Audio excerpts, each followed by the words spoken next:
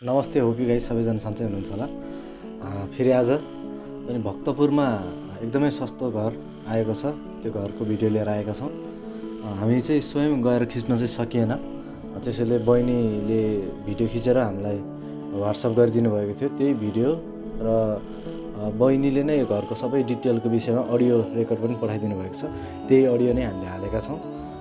पुरा हेर्नु होला हैन। हुन त भिडियोमा राम्रोसँग डिटेल अलि देखिएको छैन। सक्दो हामी प्रयास गर्नेछौँ हामी आफै गएर भिडियो खिच्न पनि। हजुरहरू एकदमै सस्तो घर खोज्दै हुनुहुन्छ भने यो घर हजुरहरूको लागि हो। हेर्नु होला, मैले नम्बर मूल्यहरू सबै नम्बर त अब मैले कमेन्ट सेक्सनमा राखिदिएको हुन्छु, हजुरहरूलाई थाहा छ। सबै घरको चाहिँ मैले प्राय नम्बर कमेन्ट सेक्सन राखिदिएको हुन्छु। प्लस अनि यो घरको डिटेल सबै जानकारी चाहिँ बहिनी स्वयंले दिनुभएको छ। पुरा भिडियो हेरिदिनु होला। हाम्रो च्यानलमा नयाँ हुनुहुन्छ भने हाम्रो च्यानललाई सब्सक्राइब गर्नु भएर बेल आइकनलाई पनि थिचेर हाम्रो च्यानलमा जोडिनु होला। र हजुरहरूको पनि घर जग्गाको विज्ञापन राख्नु छ भने हामीलाई सम्झन सक्नुहुन्छ। हाम्रो नम्बर 9823030717 डिस्क्रिप्सनमा पनि छ, हेर्नु होला। धन्यवाद। यताबाट हजुरहरू जाँदाखेरि कमल विनायकमा बाट जानुभयो भने अलि टाढा हुन्छ। डेकोचा भन्ने चोक छ। डेकोचा चोकबाट चाहिँ हजुरहरूले खोपा कलेजबाट सिधै गएर एकदमै सिधा जाने, त्यसपछि टर्न गर्ने ठाउँ नआएसम्म अब डेकोचाबाट अलि तल गएपछि पुल आउँछ, त्यसपछि एउटा घर आउँछ, अनि सिधा गएर हजुरहरू राइट जाने। राइट गएपछि अब अगाडि नै एउटा इँटा बनाउने भट्टा छ, अनि लेफ्ट जाने।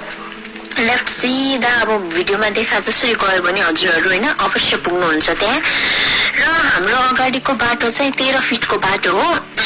अनि 13 फिटको बाटो हो। अहिले चाहिँ गोरेटो बाटो छ। अब माथि मुनि अब अलि अगाडिसम्म ढलहरू सबै हालिरहेको छ। अब हाम्रोमा पनि चाँडै आउँछ होइन, बजेटहरू आइसक्यो। हामीलाई चाहिँ अब टाढा भएको कारणले गर्दाखेरि हामीले बेच्न लागेको अब 2.5 आनामा बनेको घर चाहिँ, अनि 25 पैसा जति चाहिँ फेरि अलिकति माथि छ, सानो। अब हजुरहरू बालीसाली गरेर खान सक्नुहुने जति चाहिँ त्यहाँ छ। घरको बारेमा घर पूर्वमा फर्केको छ। मुनि 3टा कोठा, माथि 3टा कोठा र माथि एउटा किचन, भने टोटल 6वटा कोठा, एउटा किचन छ हाम्रोमा। अनि बाथरुम 3टा छ। अब पानी चाहिँ अब ट्याङ्कीमा लिनुपर्ने हुन्छ हजुरहरूले होइन। पानी चाहिँ अहिलेसम्म अब धारामा आएको छैन। अब बोरिङ गर्यो भने चाहिँ आउँछ। अब हामीलाई खासै जरुरत पनि छैन।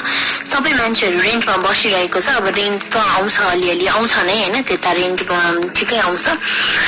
अनि अरू सबै फिनिसिङ भएछ, फिनिसिङ भएको छ, तर कलरिङ मात्र बाँकी हो। अब कलरिङ लास्ट गर्यो भने चाहिँ एकदम पर्फेक्ट फिनिसिङ हुन्छ। अब हामी बस्न गएको छैन, रेन्टमा बसिरहेको भएर हामीले चाहिँ त्यति वास्ता पनि गरेको छैन अहिले।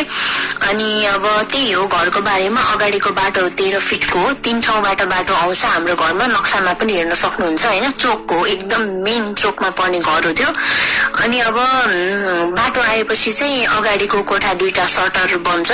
त्यो घर जाने भन्ने चाहिँ छैन होइन। हामीले नक्सामा पनि हेरिसक्यौँ, हजुरहरू पनि बुझ्न सक्नुहुन्छ।